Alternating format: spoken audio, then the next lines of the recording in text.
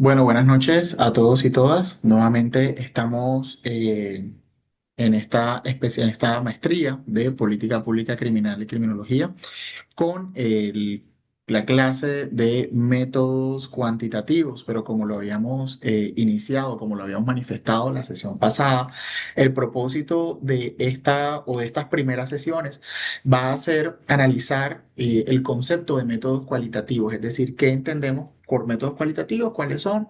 Ya en la clase pasada hablamos sobre qué es el fenómeno criminal, a qué podemos hacer referencia cuando hablamos de fenómeno criminal.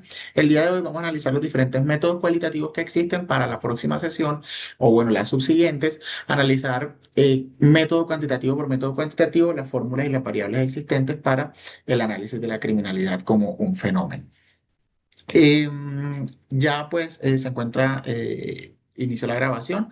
La sesión pasada habíamos tenido unos inconvenientes con el tema de la grabación de la clase. Sin embargo, hoy ya logramos realizar la grabación desde el mismo computador y voy a permitirme compartirles pantalla respecto de el inicio de nuestra sesión el día de hoy. Permítanme un segundo.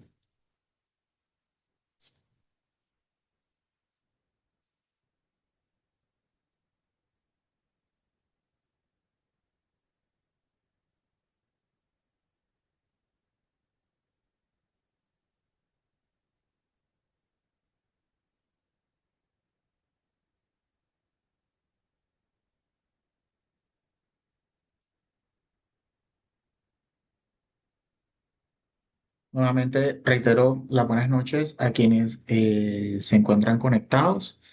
El día de hoy tenemos una afluencia un poco menor a la de la sesión pasada.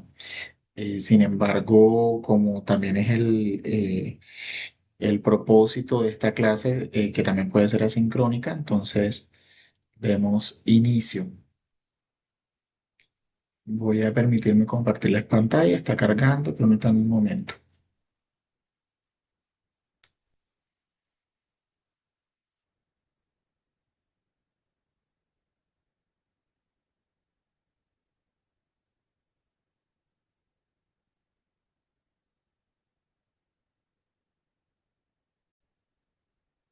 Confírmeme que logran ver mi pantalla, por favor. Sí, señor. Ok, muchas gracias. Bueno, vamos a ampliar por acá la presentación. Como les venía diciendo, estamos abordando los métodos cualitativos de investigación dentro de digamos, dentro de este curso. Estos métodos cualitativos de investigación se centran más en las condiciones que rodean la criminalidad y los factores de exposición o propensión a la misma, que incluso la estadística o las variables numéricas que éste pueda arrojar. La clase pasada abordábamos el concepto de fenómeno criminal, la distinción entre el concepto de delito y el concepto de criminalidad, y qué entendemos nosotros pues, jurídicamente como delito y qué se entiende de manera general desde el punto de vista social por el concepto de criminalidad. Permítanme un segundo.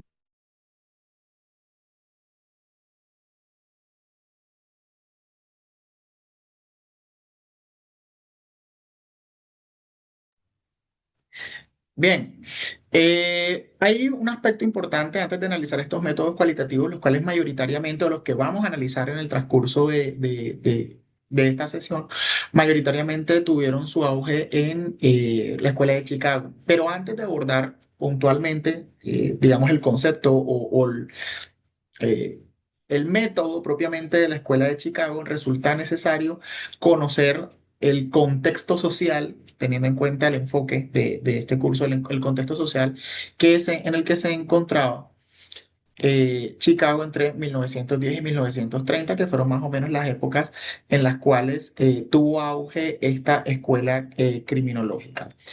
Entre 1910 y 1930, digamos, entre los primeros comienzos del siglo XX, Chicago, en Estados Unidos, se encontraba o en proceso, digamos, se evidenciaban situaciones de migraciones irregulares y los primeros asentamientos de esas migraciones irregulares que provenían de diferentes partes, no solamente de Latinoamérica, sino, bueno, puntualmente de Latinoamérica, pero ese escenario que existió o que se daba socialmente estaba rodeado de leyes. Generadoras de segregación. El empleo en el norte, digamos, este análisis se realiza a partir de estudios sociológicos, más no de índole criminológica propiamente. Digamos, el contexto social en el cual se encontraba Chicago en esas 3 décadas eh, se daba o estaba relacionada con se generaba una percepción de inseguridad por el concepto, la ideología segregatoria que existía. Em, La opresión social y los linchamientos eran reacciones sociales evidentes dadas esas migraciones. Muchos migrantes afroamericanos del sur siguieron las vías del tren y se asentaron en ciudades como Filadelfia, Nueva York, Detroit, Cincinnati, Chicago y Milwaukee. Existió una segregación, precariedad en la satisfacción de las necesidades básicas, como por ejemplo el acceso a los recursos, el acceso a los servicios públicos, puntualmente a los servicios de salud, por estas normas de segregación que existían. Teniendo en cuenta esta situación social que se estaba presentando o estas condiciones sociales existentes, de segregación se estructura más que una escuela propiamente dicha, una organización de pensamiento estructurado denominado o que se denominó la Escuela de Chicago.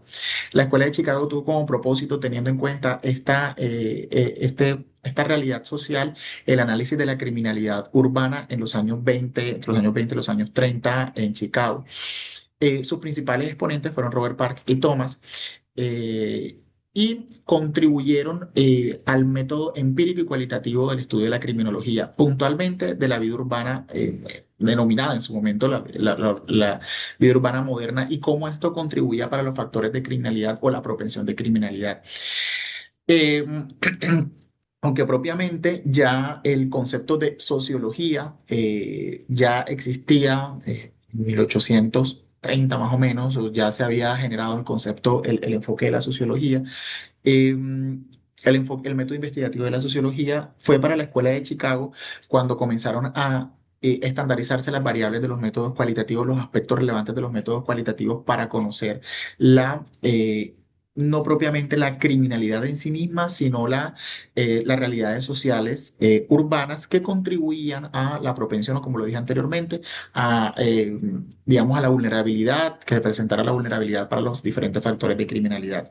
¿Cuáles fueron los principales métodos aplicados por la Escuela de Chicago, los principales mecanismos de investigación utilizados, perdón, utilizados por la Escuela de Chicago?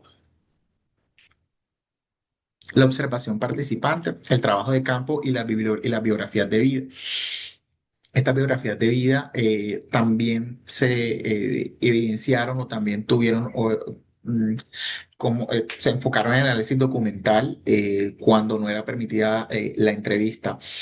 Esta escuela de Chicago, como vamos a ver más adelante, entre sus pensadores o entre sus principales exponentes, eh, se encontraba Robert Park, quienes generaron como lo dije anteriormente, investigaciones frente a los contextos sociales y culturales que se encontraban las comunidades latinas en ese momento en diferentes sectores, en diferentes entornos de Chicago, y cómo esas comunidades latinas estaban, no puedo decir, no quiere decir que acostumbradas al delito, pero la forma de subsistencia, de permanencia en el núcleo social, se basaba en la criminalidad o en la aceptación de la criminalidad misma.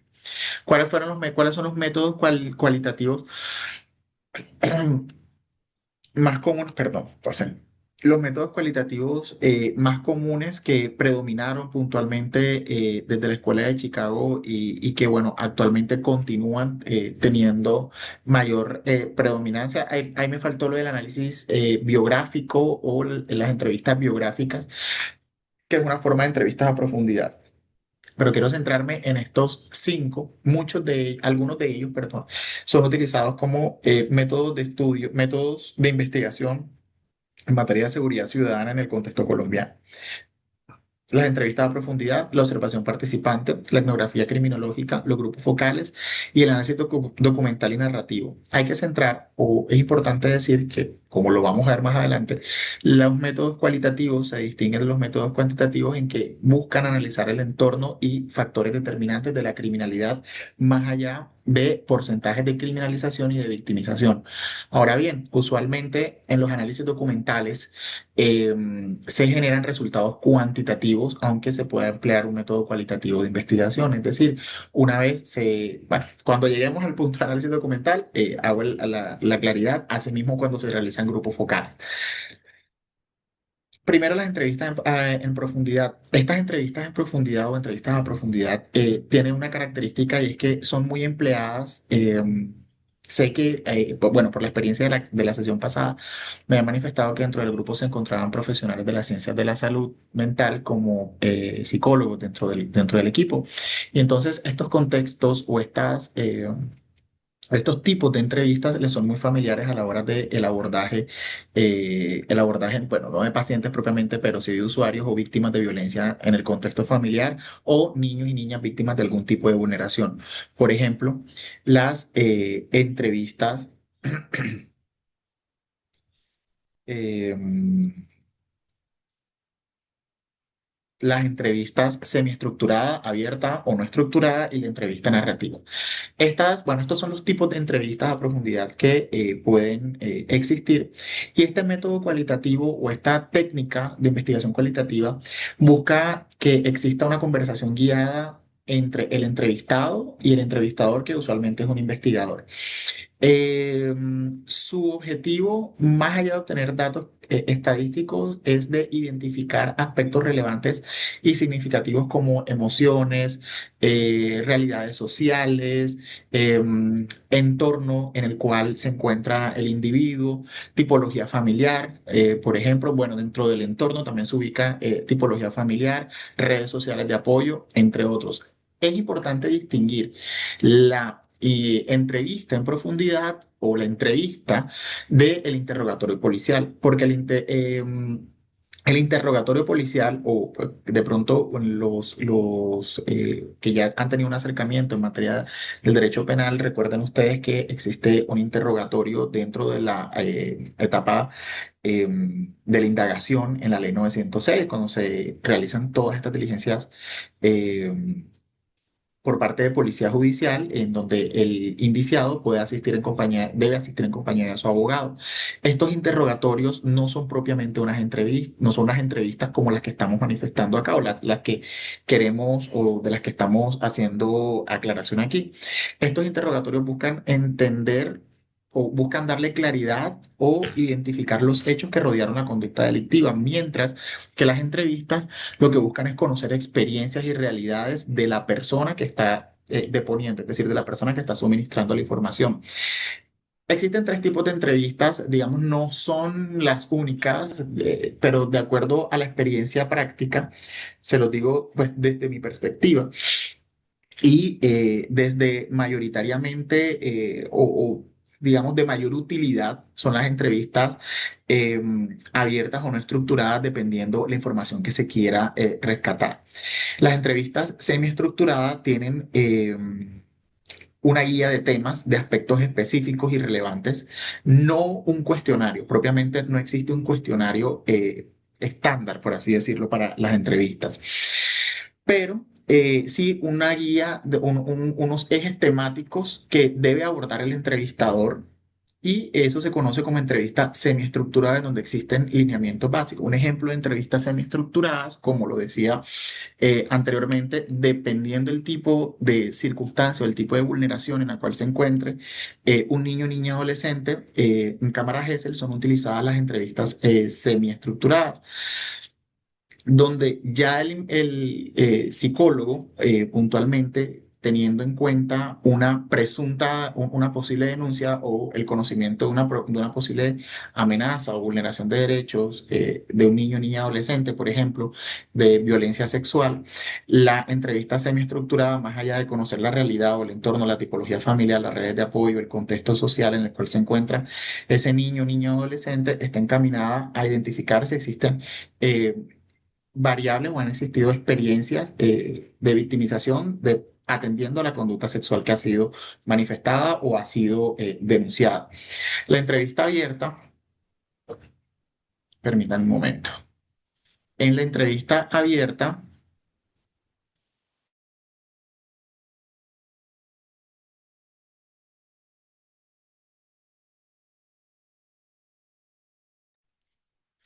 en la entrevista abierta están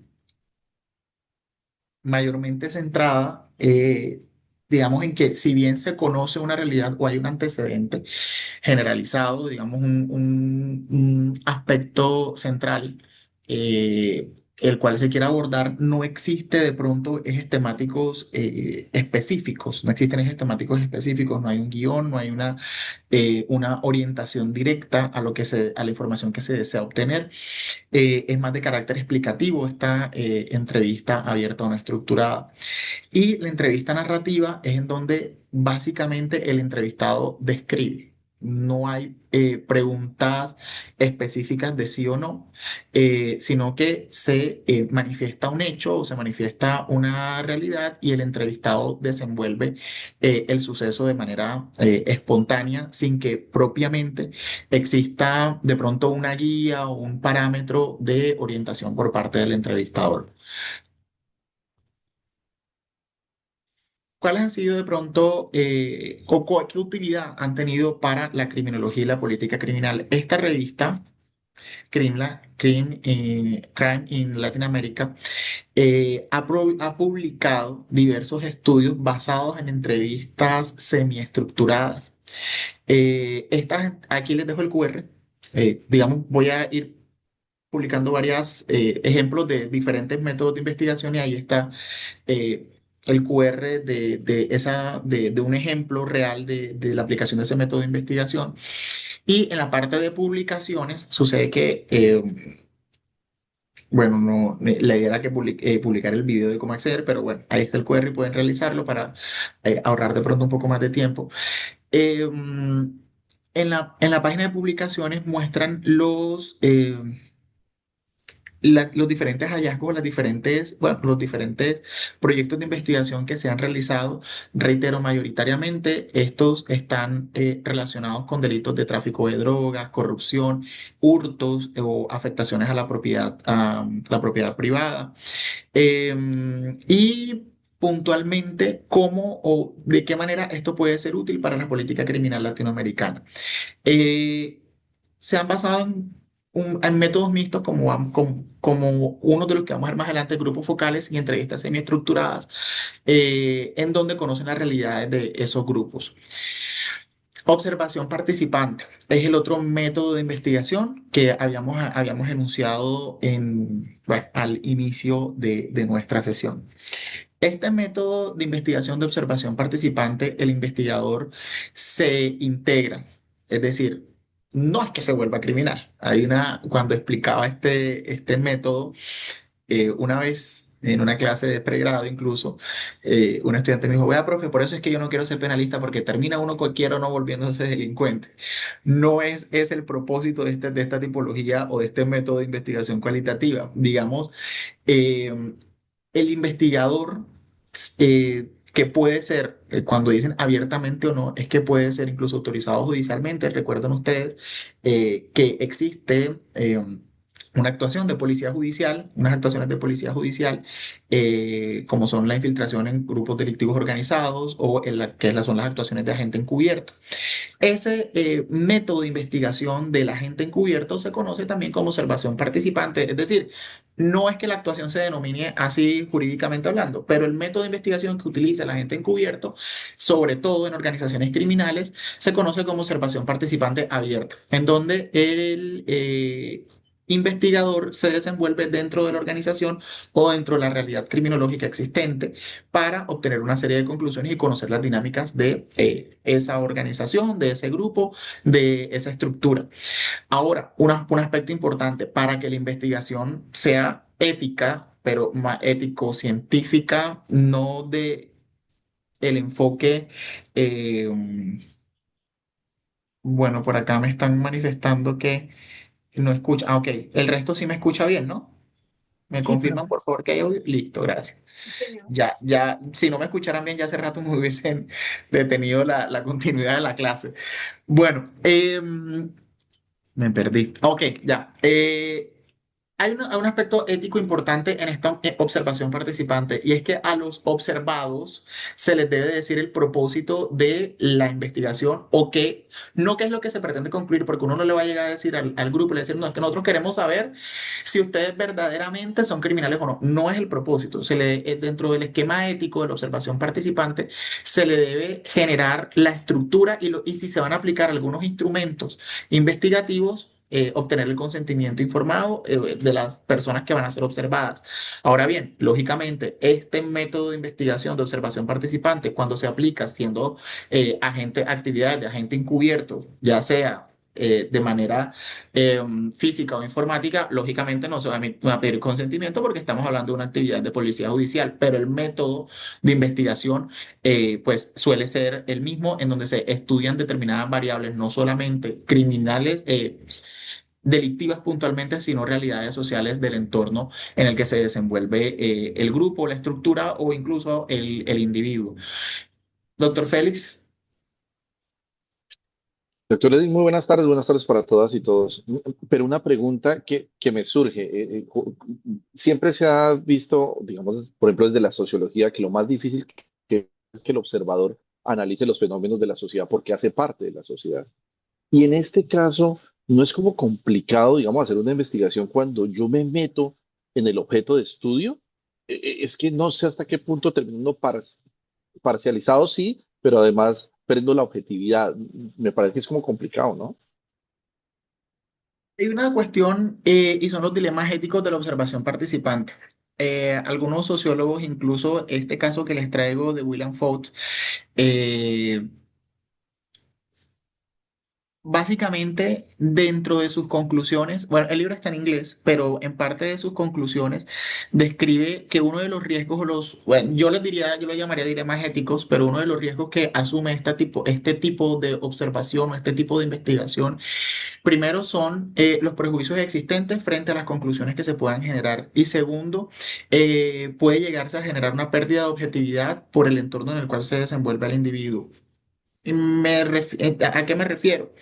Por ejemplo, en el caso que manifestaba o que puntualmente manifestaba el doctor Félix, si se hace la investigación de manera, o digamos uno de los riesgos que se genera y que puede llevar a la pérdida de objetividad es un exceso de confianza de los investigados frente a su investigador, que incluso puedan generar lazos sólidos. Cuando hablo de lazos sólidos no es que vayan a generar amistad, no es que se vayan a hacer panas, no necesariamente, sino que ello puede llegar a que las conductas que puedan entenderse como criminales puedan ser llegadas a justificarse o puedan ser llegadas no a explicarse, sino a justificarse. Una cosa es explicación, otra cosa es justificarse, aceptarlas o considerarlas aceptables y puede evidenciarse una pérdida de objetividad.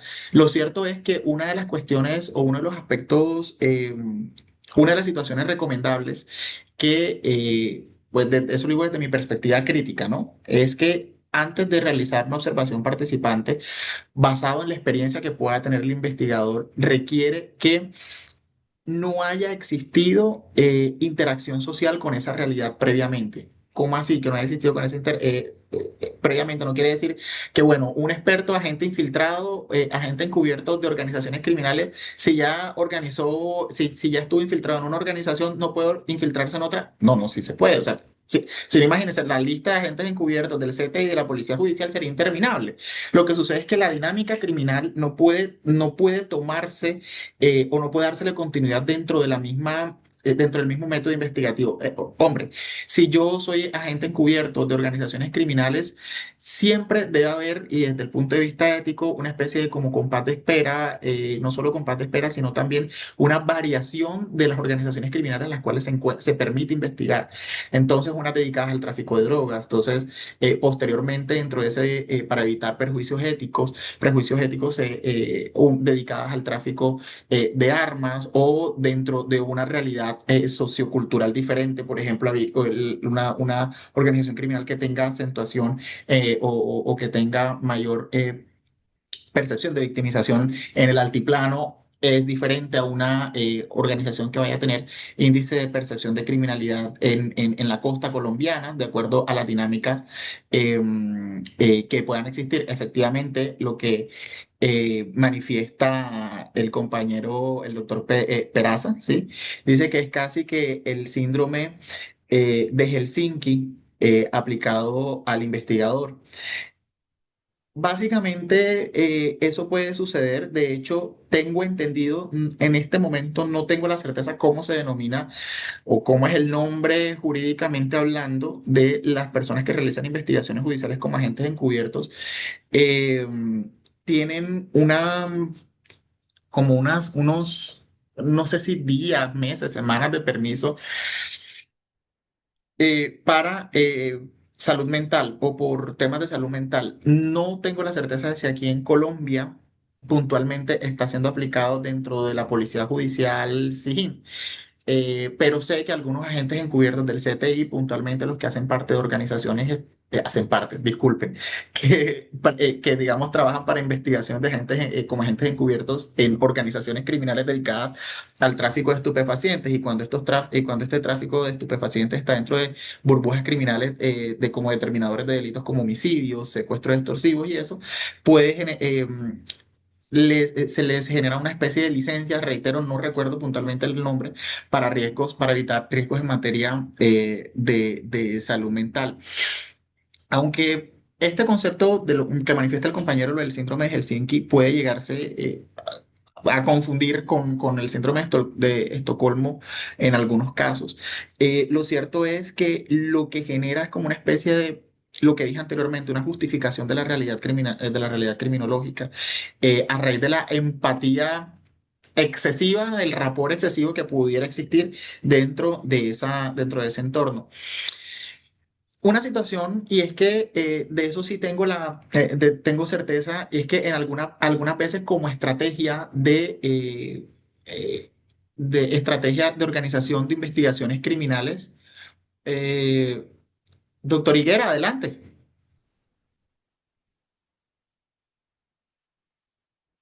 Doctor, buenas noches para todos. Buenas noches, doctor. Eh, no, pues, digamos, respecto de lo que comentaba de como ese incentivo a la actuación de la gente encubierto respecto de salud mental, digamos que allá en el CTI, ¿no? Yo tuve la oportunidad, tuve la experiencia inclusive, pues trabajé con la DIJÍN algunos años, bueno, Ujú, SIJÍN y DIJÍN, pero digamos que en la DIJÍN es donde más se pueden practicar estas técnicas especiales de investigación. Y digamos que los agentes encubiertos con los que yo llegué a trabajar y eso, ellos, pues ninguno es realmente, o bueno, con los que yo trabajé y se le dio la resolución, la facultad, ellos ninguno era parte, digamos, de nuestro grupo, de nuestra Dijín, sino muchos de ellos eran, digamos, como se dice, como reclutados, digámoslo así, reclutados. eh, Algunos, la mayoría, digamos, en el caso policial, la mayoría eran Policía Nacional, pero no investigadores, pero no Dijín.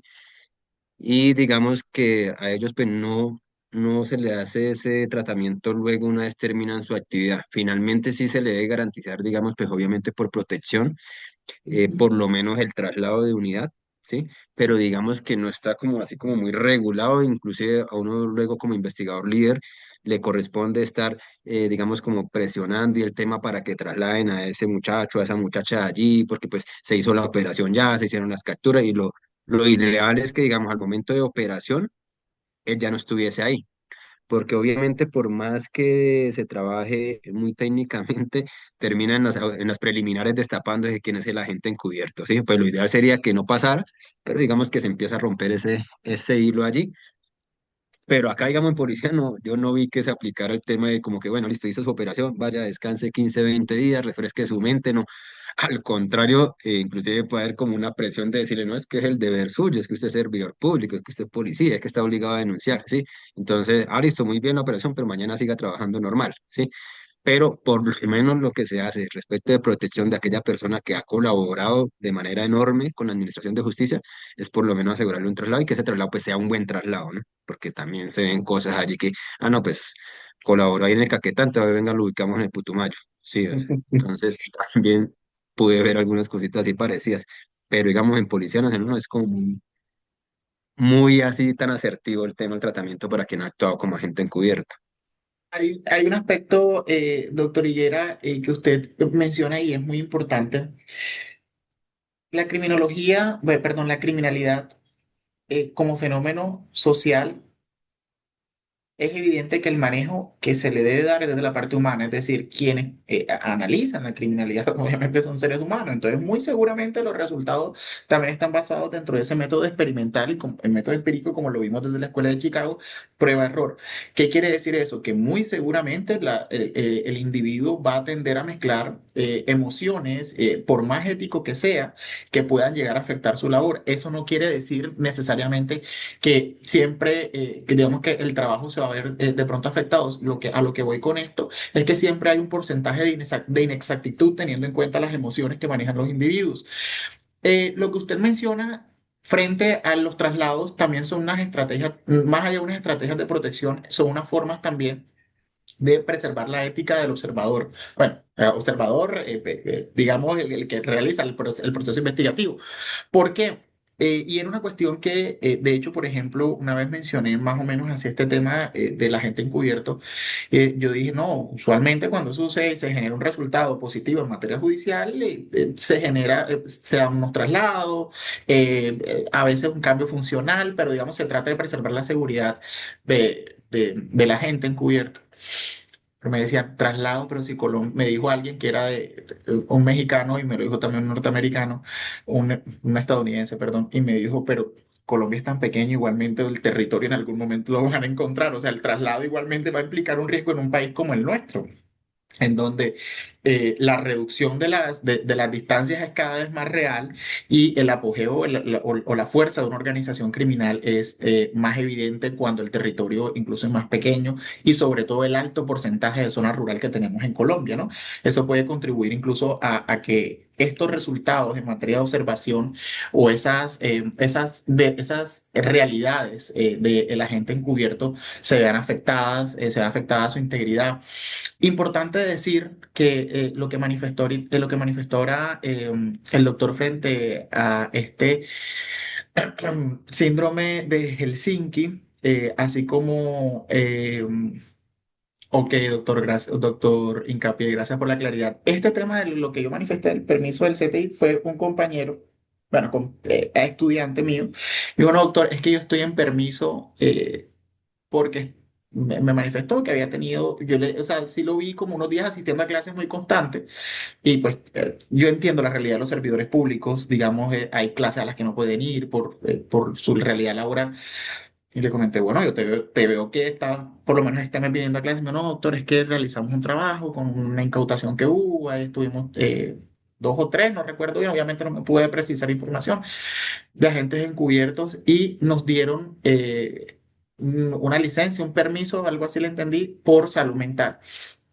Yo asumo entonces que a raíz de lo que me está manifestando acá el doctor Hincapié, de pronto era parte de algún acuerdo, tenía unos días de permiso ahí reservados, pero no era propiamente una política de la institución. Dicho sea de paso, soy muy respetuosamente eh, defensor en materia de la salud mental del servidor público. Siento que el servidor público, independientemente de la circunstancia que enfrente, sea parte de la rama judicial, sea parte del nivel ejecutivo, de cualquier rama del poder público, el servidor público está sometido, sobre todo cuando se manejan resultados sensibles a las emociones, está susceptible a una afectación en materia de su salud mental. Y pocas son las situaciones o pocas son las instituciones que le dan primacía a esta realidad.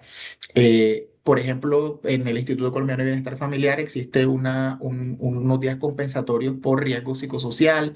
Sé que en algunas comisarías del país se está evaluando esos permisos, pero independientemente, incluso han habido innumerables demandas en materia de riesgos laborales por parte de jueces y fiscales, no más allá de la carga laboral, el manejo, el impacto emocional que esto genera y pues ya ustedes, de acuerdo a las realidades que se han evidenciado, se han dado cuenta las afectaciones en materia de salud mental, las afectaciones físicas que genera el descuido de la salud mental. Ya le doy la palabra, doctor Rivera. Entonces, quería continuar de pronto para cerrar este método de observación participante. Acá hay un ejemplo de el relato a través de la observación participante, perdón, a través de la observación participante que realizó William Foyt. Esta es la traducción, en la parte derecha, bueno, mirando así de frente a la parte derecha de la pantalla se encuentra la narrativa en español y el otro lado el documento original en inglés, en donde, de acuerdo a... No, miren ustedes que no es propiamente una entrevista, es un diálogo que sostenía entre un miembro de una organización apodado como DOC y el mismo observador. Entonces ahí establece que Doc le contó cómo fueron sus primeros años en esa realidad de calle, en ese entorno precario en el cual se encontraba, le manifestó su realidad sociofamiliar, que tenía 12 años cuando tuvo su primera pelea, y cuál era el entorno social en el cual se encontraba. Eso es una evidencia de la investigación a través del método de observación. Me había levantado la mano el doctor que le había dado la palabra, creo que era apellido Ortiz. Doctor, que me había levantado la mano, ya puede hacer su intervención, disculpen. Sí, muy buenos días, buenas noches, compañeros Buenas y noches, querido doctor Rivera. profesor. No, quería llegar a ejemplificar un poco el tema de la revisión a través de la observación y puede ser cualquier profesional que vaya y se integre en una comunidad indígena, independientemente del lugar, digamos que no ha tenido ningún tipo de exposición o ningún tipo de interacción con esa comunidad, llega a la comunidad, entiende cómo funcionan las prácticas y las costumbres de la comunidad indígena y puede llegar a presenciar un caso de mutilación de los órganos femeninos de una mujer, de una niña, más no podría llegar a interferir en ese momento dado que su participación está limitada a simplemente intentar de entender la dinámica de cómo funciona ese grupo poblacional y su trabajo estaría ya orientado cuando vuelva al entorno inicial a donde nació para comenzar a gestionar las diferentes mesas de trabajo para llegar a mitigar este tipo de costumbres o de prácticas, más en ese momento no puede llegar a generar ningún tipo de intervención. Creo que estaba siendo un poquito confuso y algunos de los compañeros tenían una duda respecto a ello. Y creería que con este ejemplo podría ser un poco más específico, un poco más claro el tema de la observación. Yo voy, interactúo, participo, entiendo cómo funciona el mecanismo, más Bien. no puedo ser, me retracto, no puedo ser partícipe de la actividad, más sí puedo llegar a entender cómo es que se está llegando a gestionar este tipo de costumbres sin llegar a justificar el desarrollo de la actividad. Gracias, doctor Rivera. Efectivamente, eso desde el enfoque social, sin necesidad, reitero, de integrarse dentro de la dinámica criminal propiamente dicha. Por eso les manifestaba antes, cuando realizaba la pregunta al doctor Félix, eh, lo del tema de la ética del investigador. Permítanme un momento que se me está descargando el computador. Cuando le manifestaba lo de la ética del observador, el doctor Alejandro tiene el micrófono abierto, no sé si desea decir algo. Ok. Lo de la ética del observador. En el punto primero, no tener o no generar prejuicios respecto de señalamientos previos o concepciones previas, incorporando la moralidad dentro de la actividad observadora. Debe mantenerse una participación, de acuerdo a lo que manifiesta el doctor Esteban, una participación sin que ello afecte su neutralidad, una observación, perdón, sin que ello afecte su neutralidad dentro del resultado que se pretende generar. El observador, digamos, es que si digo el término participar puede generar confusión como lo manifestaba el doctor Rivera, pero digamos que participa de una observación pasiva, es decir, una observación en donde no interviene en la dinámica, donde no estructura, no contribuye al perfeccionamiento, no contribuye a la realización de determinada conducta, pero sí busca respuestas desde el protocolo interno establecido para dicha observación. Como lo manifiesta el doctor, no solamente este método es aplicable a la criminología, también desde la sociología y la antropología, eh, el método de observación participante genera resultados en materia de métodos cualitativos de investigación. Aquí también es continuidad de la parte del documento, del libro que les manifestaba de William Foyt, en donde habla de digamos, la traducción es, hay una distinción social importante entre los que tienen el juego de mierda y los que juegan en ellos. Los titulares del juego disfrutan de algo de la posición de los empresarios. Se creen que los traidores son tontos. Los Norton como grupo, los Norton era la familia de Doc, del anterior, del criminal puntualmente señalado. Como grupo se consideraban a sí mismos por encima del nivel, y en este momento Long John estaba tratando sin éxito de escapar del juego y se realiza un análisis estructural de la familia, bueno, del árbol no familiar propiamente, sino del interrelacionamiento social de las diferentes, no estructuras, sino miembros de esa comunidad de los Norton.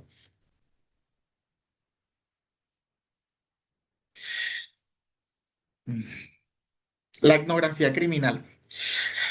La etnografía criminal, Dios mío, se me está yendo el tiempo. Bueno, la etnografía criminal, bueno, antes de continuar con la etnografía criminal, quería terminar o cerrar la parte de los dilemas éticos o las situaciones éticas que podían presentarse o que pudieran llegar a presentarse dentro de la observación participante, como lo enuncié en un inicio.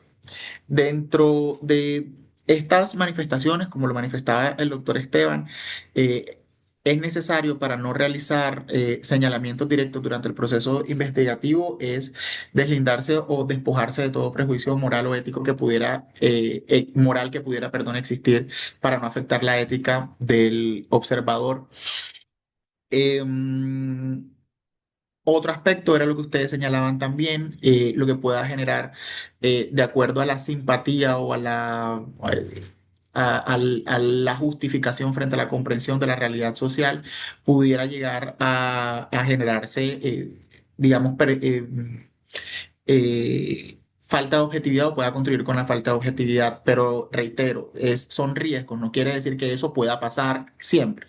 Son riesgos éticos a los que puede verse expuesto este método de observación, este método de investigación. Cada método de investigación o cada variable de investigación tiene eh, un compuesto de riesgos, y en este caso los riesgos más comunes son estos riesgos éticos que hemos venido señalando. El aspecto importante, como lo decía, es el consentimiento informado. Hay una situación que se ha generado, o que ha existido, sobre todo cuando se realizan análisis de comunidades en sectores urbanos, incluso también pudiera llegar a presentarse en realidades sociales o en grupos sociales de comunidades indígenas, por ejemplo, y que cuando se produce el resultado de investigación, a pesar de haber generado un consentimiento informado, eh, puede llegar o haber existido un consentimiento informado donde se explique el procedimiento y el propósito de esa observación. em, los observados sienten una especie, por así decirlo, como de traición a esa observación.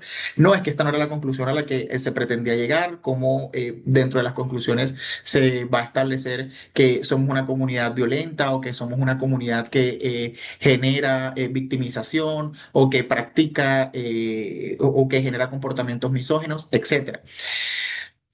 Son, reitero, aspectos que pueden, o riesgos que están asumidos, riesgos, no, riesgos que pueden generarse dentro del método de observación, pero que pueden, que eventualmente, reitero, dentro de la ética del mismo observador pueden, deben dársele manejo.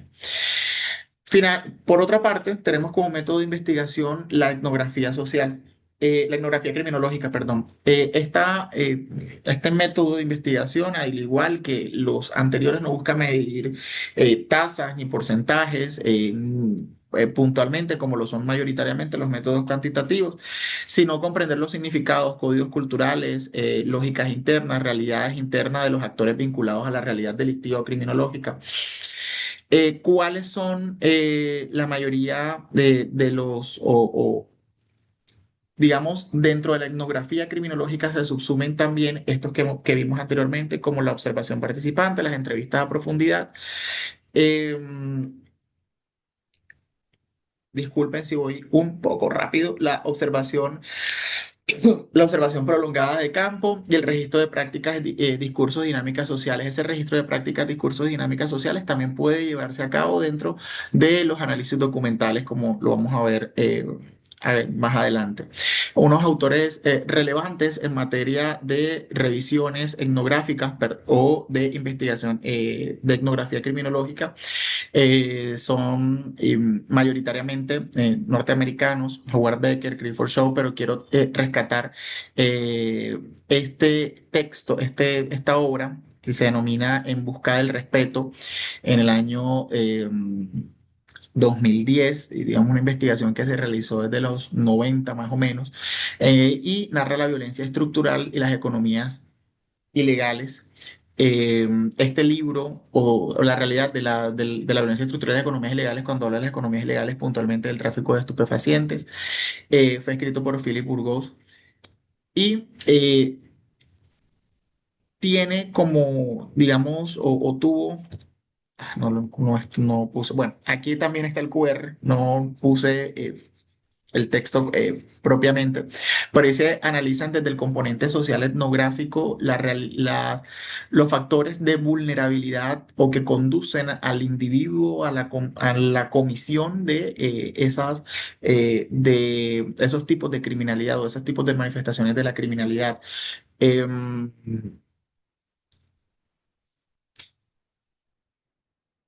las características principales de esta etnografía criminal, la producción de relatos densos, la etnografía criminal como la observación es una manifestación de ese macro método de etnografía criminal. El investigador convive e interactúa de manera sostenida con el grupo, interactúa pero no interviene, que es la claridad que manifestaba el doctor Higuera. Lo que busca es realizar la comprensión del significado, cómo ese entorno justifica el delito, cómo ese grupo social es propenso a la conducta delictiva, aplicando o incluso citando algunas formas de teorías explicativas de la criminalidad, como la teoría de la oportunidad, la teoría de la anomia, etcétera. En los resultados, como lo dije anteriormente, se generan relatos densos, descripciones profundas. ¿Cómo fue, por ejemplo, este texto En busca del respeto? Ese es la traducción es más reciente, no es del año 2010, creo que es del 2013, si mal no recuerdo.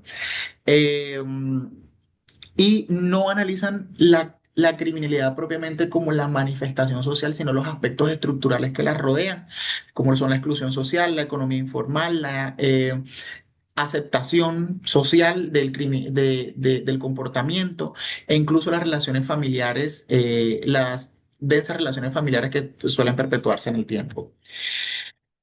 El otro aspecto o el otro método, creería que es muy aplicado en Colombia o muy común cuando se realizan diagnósticos comunitarios, son los grupos focales.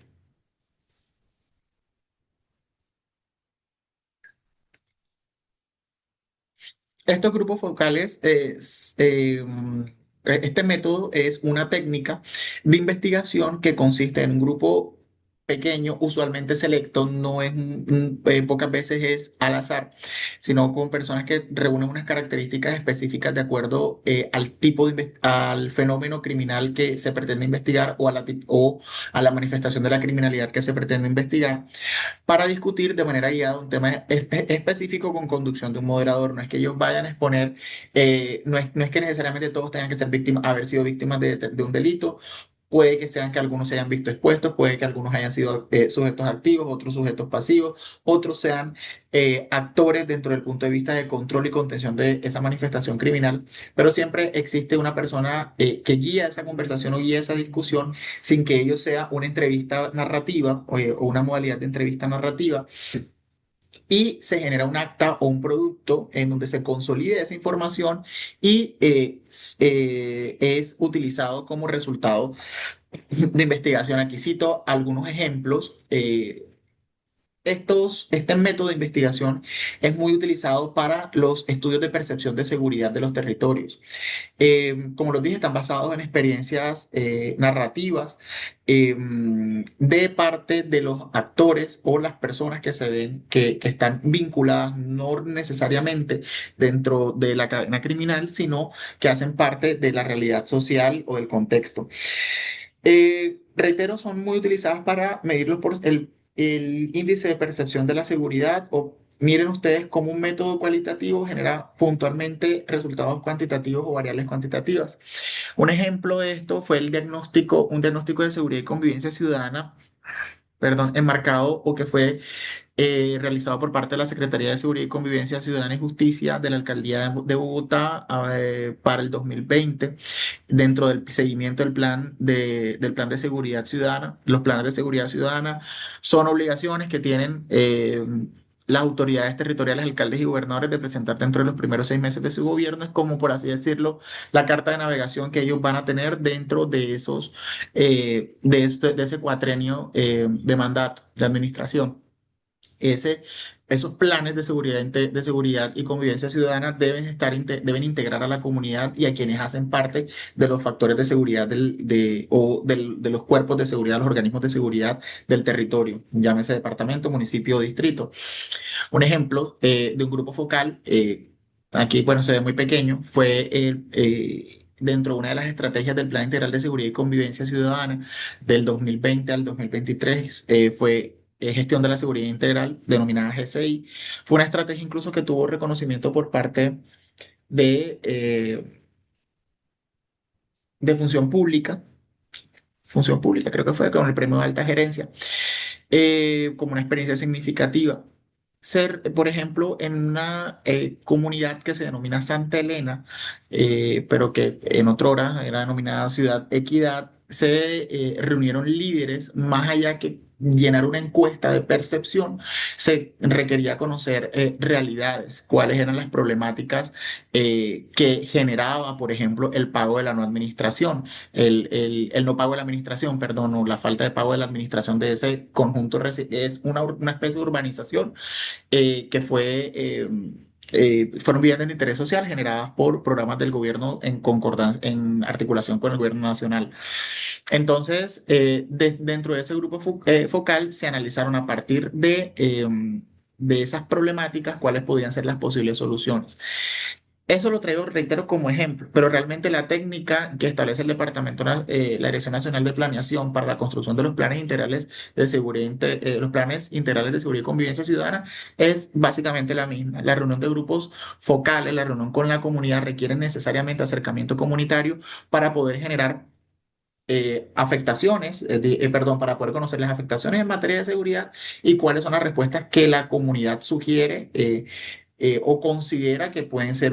Cuando digo comunidad, no solamente el ciudadano, el del barrio, sino también el que hace parte de la Policía Nacional, quienes integran también otros cuerpos o otras instituciones de seguridad que tienen presencia en el territorio. Y obviamente, posteriormente se hace una priorización ajustada al presupuesto que haya sido destinado para la seguridad de ese territorio. Con ello, de alguna forma, o de alguna forma no, de forma directa, se impacta a la seguridad de la prevención de las conductas mayormente reprochables. ¿Cuál es el valor relevante de estos grupos focales para el derecho penal y la política criminal permiten identificar, como lo dije anteriormente, uy, me pasé. Permiten identificar, como lo dije anteriormente, una perspectiva garantista, perdón, permiten identificar efectos simbólicos de la ley penal, es decir, si verdaderamente la ley penal está generando la prevención necesaria para evitar la comisión de la conducta delictiva. Evidencian la distancia que existe entre la norma y la realidad social. Esto es un producto puramente incluso de la sociología jurídica que logra medir qué tanto impacto ha tenido la norma en la comunidad. Contribuyen a una política, a la formación de una política criminal empíricamente informada, no solamente informada, sino también cercana a la realidad social. Recuerden ustedes, creo que lo manifiesté en la primera sesión, que la política criminal busca dar respuestas de diferentes estrategias para la criminalidad. En el ámbito internacional, un ejemplo también de estos grupos focales fue el estudio realizado bueno, la publicación fue de este año, pero ese estudio se dio entre 2022, o sea, el 2024 más o menos, realizado por Tom Tyler, en donde busca desde el análisis de grupos focales de personas que han sido víctimas de delitos y se han visto expuestas al uso de la fuerza policial, la legitimidad medir la legitimidad policial, la confianza institucional por parte de la ciudadanía hacia estas instituciones. Propiamente generó esta investigación unos hallazgos relevantes. No se realizó en Colombia, se realizó en Estados Unidos. Permítanme un segundo. Está ahí, que es de portería. Unos hallazgos relevantes y fue la percepción del trato justo influye más que la severidad del castigo. Los jóvenes se consideran o son considerados como minoría racial y presentan una narrativa diferenciada frente a los adultos conforme respecto de la autoridad policiva. Digamos que miren ustedes cómo estos grupos focales basados no necesariamente en entrevistas, sino en la manifestación de sus experiencias, pueden lograr generar respuestas político-criminales. El análisis documental y narrativo es un método cualitativo también. Digamos, este es el último método que quiero destacar y es un método cualitativo también que busca, a partir del análisis de documentos como sentencias judiciales, expedientes, informes de política criminal, documentos de organizaciones internacionales, noticias, incluso obviamente noticias con bases sólidas de investigación, planes de seguridad, como por ejemplo el que les acabo de mostrar, planes de seguridad o planes nacionales de política criminal, por ejemplo, debates legislativos. Lo que buscan es comprender no solamente la realidad social, sino la realidad jurídica y cultural de cómo se construye el fenómeno criminal. Estos análisis documentales y narrativos, a diferencia de otros métodos, de los otros métodos cualitativos, no implican una observación o una participación pasiva del investigador dentro del fenómeno criminal, es decir, de realizar una interacción social, sino desde las conclusiones documentales que se generan. Como reitero, por ejemplo, sentencias, informes policiales, planes de caso, incluso debates legislativos, etcétera. Y señores, con eso hemos culminado esta parte de los métodos cualitativos de investigación. No sé, bueno, tenemos unos 3 minutos antes de cerrar la sesión. No sé si alguno desee realizar algún aporte, alguna manifestación respecto de los métodos cualitativos de investigación. Reitero, no son quizás los únicos, pero sí son los que mayor resultado, digamos, calificado y útil en materia de política criminal utilizado. Es decir, estos que acabamos de analizar, eh, estos métodos de investigación que acabamos de analizar son los que mayormente pueden generar resultados sólidos cualitativamente hablando. ¿Alguien de los participantes desea manifestar algo? Ok, doctores, entonces con esto finalizamos entonces nuestra sesión del día de hoy. Ya para Profe, y hay algo que quiero preguntarle. De la clase pasada, digamos que algunos no pudimos estar. Entonces no hay grabación, pero no sé si usted nos pueda compartir material, porque creo que era como un preámbulo bastante importante pues para esta clase. Entonces no sé si nos pueda compartir y creo que en el chat también pues Paola está preguntando si nos puede compartir tanto la presentación actual como lo de la vez pasada y material para que podamos trabajar. Vale, doctora Laila, claro que sí. Tengo un problema que no sé por dónde compartírselos. Porque no tengo, o sea, el mecanismo puedo compartírselo a la coordinadora y con el mayor de los gustos. De hecho, la clase pasada, como les dije, no tenía método de grabación, pero me la arreglé de alguna manera para realizar una grabación solamente de audio, no visual, solamente de audio. E igualmente tengo las diapositivas. Entonces, bueno, acá voy a compartirles las del día de hoy, por acá por el chat de, mm, de Zoom, voy a compartirles las del día de hoy y voy a intentar... para la próxima sesión porque en este computador no tengo las de la sesión pasada, precisamente por ese tipo de situaciones. Me tocó cambiar de equipo para poder compartir la presentación y entonces las tengo en el otro computador. De todas formas, reitero, voy a compartirles esta. Listo, doctora. Perfecto. Entonces, tomo su correo. Voy a compartirles a los que no. De pronto las que no pueda compartir por acá. Y Y sí, profe, y yo me comprometo pues con mis compañeros a través del chat podérselos compartir a todos. O sea, la realidad es que es para que lo tengamos todos dentro de la clase. ojo, doctora, ya se comprometió. Palabra de honor. Así es. Listo, doctora. Entonces, ya comparto por acá. No me está dejando cargar el archivo, pero ya les comparto más bien a usted las dos y con el mayor de los gustos. Cualquier duda, inquietud, bueno, no tenemos mayor forma de contacto. Voy a dejar a un grupo que me cayó bien. Vamos a dejar por acá mi número de teléfono, que es WhatsApp. Soy muy poco de llamadas porque mantengo en clases en buena audiencia. Entonces, cualquier duda, inquietud, pueden escribirme por ahí por mi WhatsApp y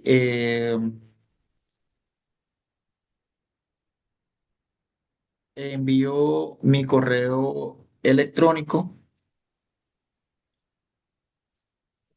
y red social de Instagram, que es con la que mayormente interactúo, por si cualquier duda o inquietud adicional ustedes ven que ya no me contesta vía WhatsApp, por ahí están esos dos.